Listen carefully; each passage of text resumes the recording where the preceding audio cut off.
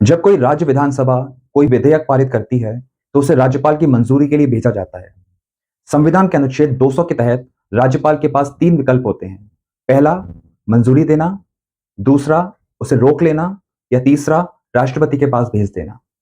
लेकिन असली समस्या यह है कि संविधान में कोई भी समय सीमा तय नहीं है। इसका मतलब है कि राज्यपाल सालों तक विधेयक रोक सकते हैं। जहां विपक्ष की राज्य सरकारें हैं, वहां यह समस्या प्रमुख है। तमिलनाडु में यही हुआ। 10 विधेयक 2020 से अटके पड़े थे। इसी साल अप्रैल में सुप्रीम कोर्ट ने दखल दिया और कहा 3 महीने की समय सीमा तय होगी। अगर राज्यपाल कुछ नहीं करेंगे तो विधेयक को स्वतः मंजूर मान लिया जाएगा। लेकिन केंद्र ने इसे चुनौती दी और राष्ट्रपति ने सुप्रीम कोर्ट से पूछा कि क्या अदालत इस तरह की समय सीमा तय कर सकती है।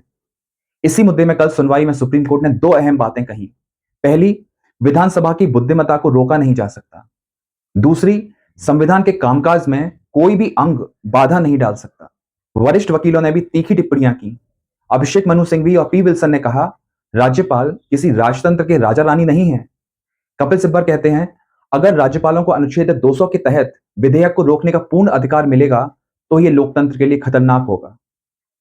कोर्ट ने सतर्कता बरतते हुए कहा कि समय सीमा तय करना संविधान में संशोधन जैसा होगा और इस संसद के अधिकार क्षेत्र का मामला बन सकता है। अदालत केवल केस दर केस समय सीमा तय कर सकती है। इस पर अभिषेक मनु सिंघवी ने आपत्ति जताई और कहा, इससे समस्या का स्थायी समाधान नहीं होगा। तो सवाल यह है, क्या गैर निर्वाचित राज्यपाल चुनी हुई विधानसभाओं की इच्छा को अनिश्चित काल तक रोक सकते हैं? यह लड़ाई सुप्रीम कोर्ट में जारी है। यह लड़ाई संवैधानिक पदों, न्यायपालिका और राजनीतिक सत्ता के बीच है। लेकिन एक बात साफ है, संविधान शासन को आगे बढ़ाने के लिए बना था, रोकने के लिए नहीं।